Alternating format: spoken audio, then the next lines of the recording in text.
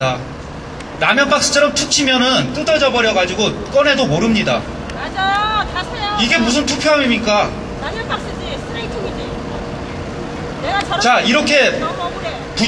부정이 드러난 투표함이 총 18개, 추후에 3개가 더 밝혀져가지고 고발은 지금 21개를 한 상태입니다. 어떤 건 투표함을 아예 봉인조차도 하지 않았어요, 위에. 이거 뭐야? 삿대기로 바꿔치기 했나봐요. 원창구야!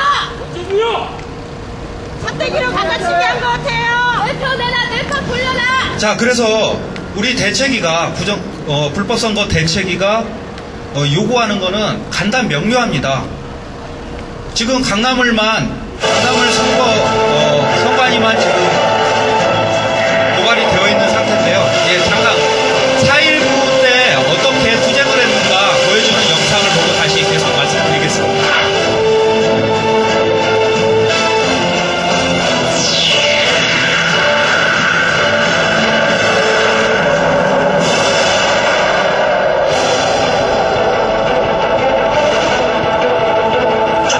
년 4월 11일 마산 앞바다에서는 눈에 최루탄이 박힌 채 숨진 한 학생의 시신이 떴다.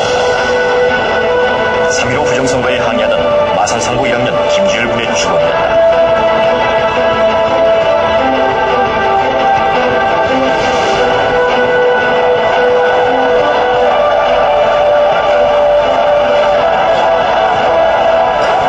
고등학생들의 시위는 2월 28일 대구에서 시작됐다. 일요일이던 이날, 한국은 야당의 유세장에 못 가도록 대구시 모든 초중고교생에게 등교를 강요했고, 이에 반발한 학생들은 민주주의를 살리자며 데모에 나섰다.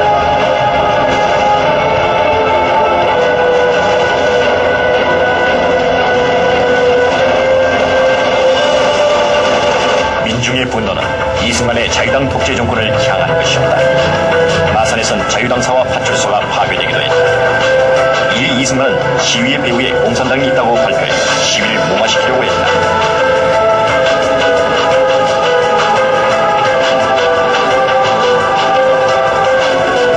민중들은 왜 그토록 분노한 것일까?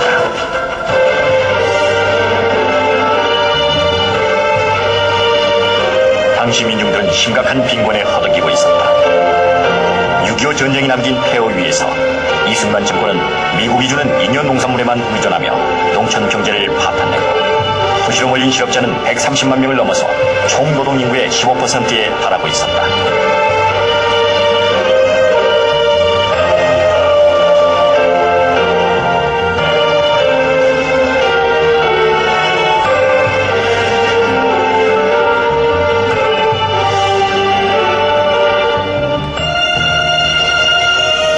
The economy was in terrible shape, and a lot of us really expected to see the economy collapse. There was a real fear that the country would not make it. And at the same time, the government of President Rhee, Syngman Rhee, was getting more and more authoritarian. I think a lot of us in the embassy felt that he was sort of out of touch. 자유당에서는 2월 7일에 대통령의 이승만 박사, 부통령의 이기봉 선생 출마 과정 대비를 민중들의 삶은 바닥을 헤매고 있었지만 이승만은 그의 1960년 또다시 제4대 대통령 선거에 나섰다. 부통령 후보는 이기봉, 부패한 권력의 상징과도 같은 인물이었다. 그러나 야당인 민주당의 대통령 후보 조병옥이 선거를 한 달 앞두고 지병으로 숨지고 말았다.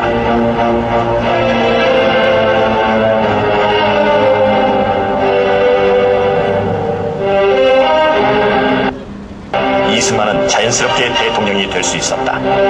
문제는 부통령 선거였다. 상대의 민주당 부통령 후보는 장면.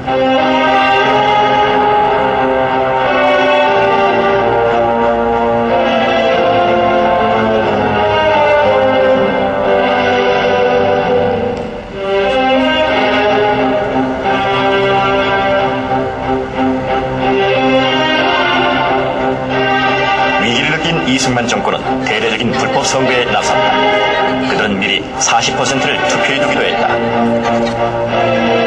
순전 불편한 민중들은 3인조나 5인조 등으로 조를 짜서 공개 투표를 시키기도 했고 투표함을 바꿔치기 하기도 했다. 그러다 보니 이승만의 자유당표가 전체 유권자의 숫자보다 많이 나올 정도에서 이승만과 이기붕의 득표수를 낮추어 발표하는 웃지 못할 코미디를 저지르기도 했다.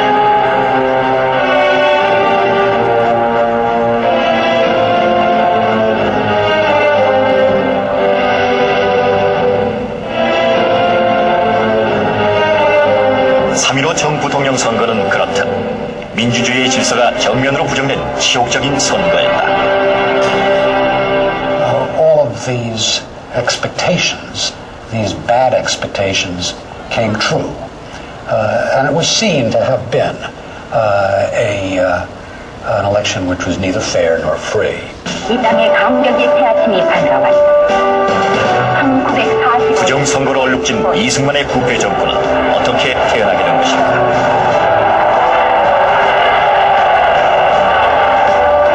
목이 터져라 외치는 만세소리.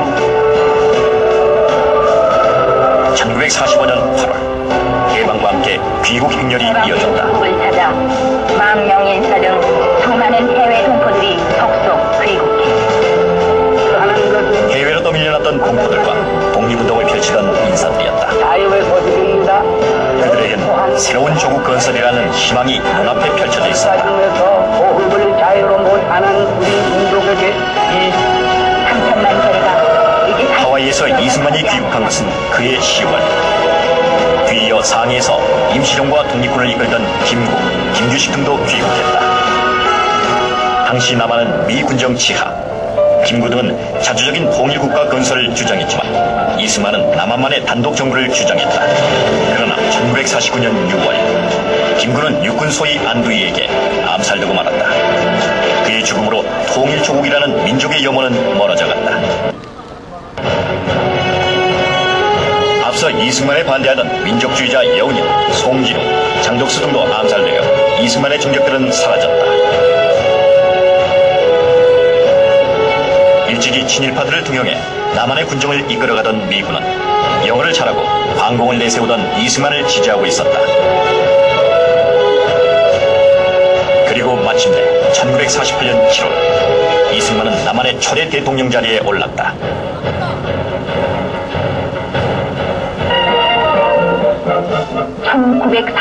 8월 15일 이승만은 대한민국 정부 수립을 선포했다. 중앙청 광장에서 대한민국 정부 수립 선포식이 거행됐다. 미국과 소련의 외세가 갈라놓은 한반도의 분단은 이승만의 남한 단독 정부 수립을 통해 고착화된 것이다. 주권을 되찾은 결의의 가슴은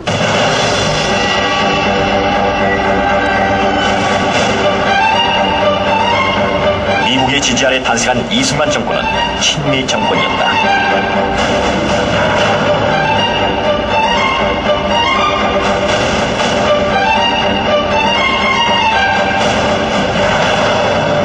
그는 한미 방위 조약 등 미국에 종속되는 군사적, 경제적 조약 등을 통해 자신의 정권을 유지해갔다. 이승만의 통치 노선은 반군이었다. 미국은 그를 통해 냉전 체제를 유지해갔지만 그의 북진 통일로는 미국이 보기에도 위험스러울 정도였다.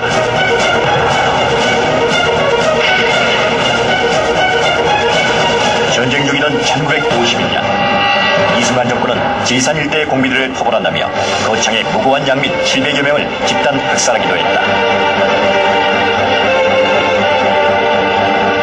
그는 초대 대통령에 한해 종신 집권을 보장한다는 내용으로 불법적인 개헌마저 감행했다.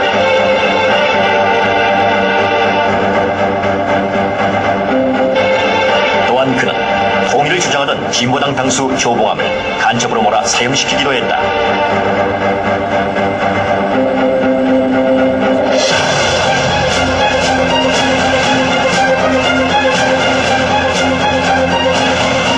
군단을 고착화시키고 친일파를 앞세워 반공일변도의 독재를 펼쳤던 이승만. 그는 정경유착을 통한 각종 특혜로 부패해갔고 민중들의 삶은 피폐해갔다.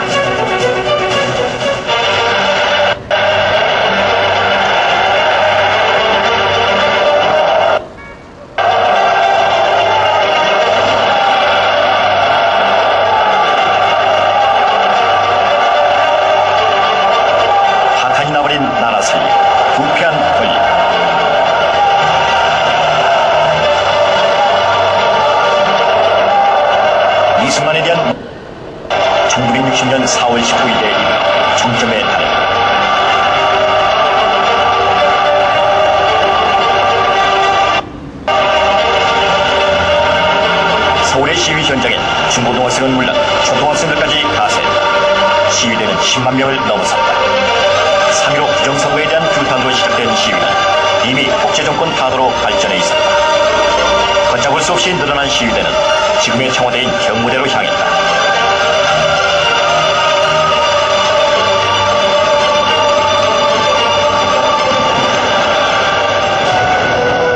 경찰은 시민들을 향해 총을 쏘았다.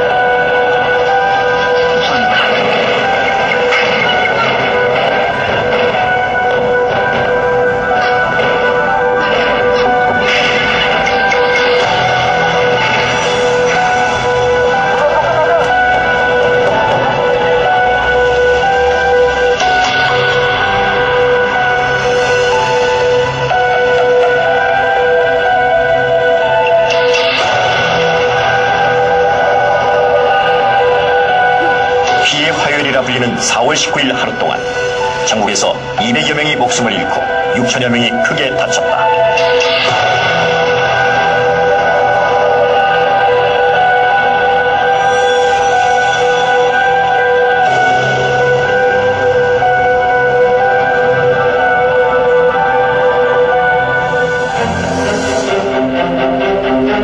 거리에선 4.19 희생자를 위한 모금이 활발했다. 민주주의와 민족 자립에 대한 열망이 낳은 시민들의 자발적인 행동이었다.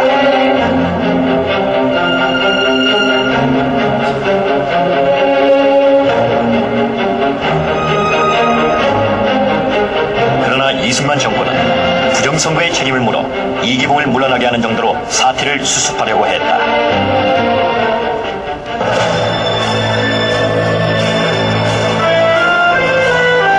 엿새 뒤 25일 이번엔 대학 교수단이 학생들의 피해 보답하라며 시위에 나섰다.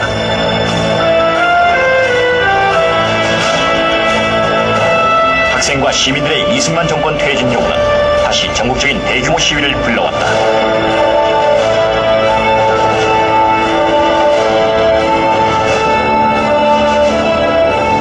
당시는 군인들도 시위 군중을 막을 수 없었다. 그들의 눈에도 4.19는 이미 새로운 시대를 향해 터져나온 거대한 분물이었다.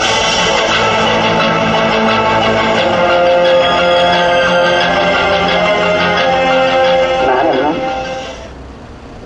무엇이든지 국민이 원하는 것만 알면 민의를 따라서 하고자 하는 것이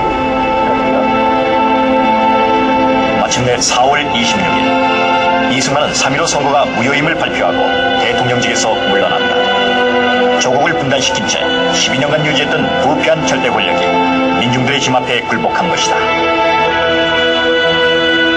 이승만 부부는 하와이로 망명했다.